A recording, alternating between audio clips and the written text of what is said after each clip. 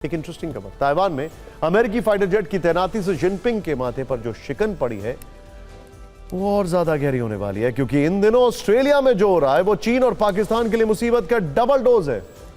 दरअसल ऑस्ट्रेलिया की जमीन पर इन दिनों तलिस्मान सेबर 2025 नाम का युद्ध अभ्यास चल रहा है। यह दुनिया का सबसे बड़ा वाटर, जिसमें 19 देश, 35,000 सैनिक, कई टैंक, तोप, मिसाइल, फाइटर जेट्स और हैवी आर्टिलरी उतारी गई है। वहां ऐसे एक्शन हो रहा है जैसे कि किसी जंग का ट्रेलर हो गया।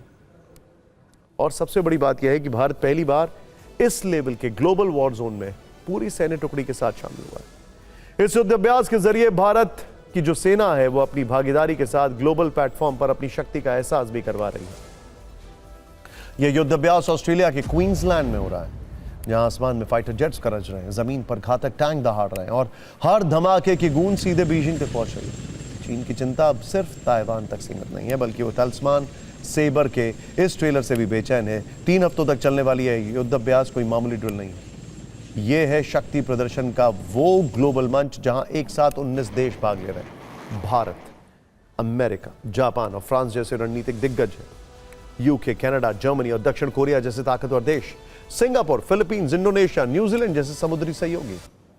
दुनिया के सबसे बड़े युद्धाभ्यास में भारत की मौजूदगी काफी अहम है, क्योंकि जिन देशों के साथ हम वॉर प्रैक्टिस कर रहे हैं वो सभी भारत के मित्र राष्ट्र हैं। अब तक हुए युद्धाभ्यास में इंडियन आर्मी की स्पेशल ऑप्स यूनिट ने ऑस्ट्रेलिया की जमीन पर जंगल युद्ध और हेलीबॉर्न ऑपरेशन में हिस्सा लिया। सूत्रों के मुताबिक भारत के जवानों ने अमेरिका, जापान, ऑस्ट्रेलिया की आर्मी यूनिट्स के साथ साइबर युद्ध, ड्रोन वॉरफेयर और शिपबोर्न रेड ऑपरेशंस में भी हिस्सा लिया।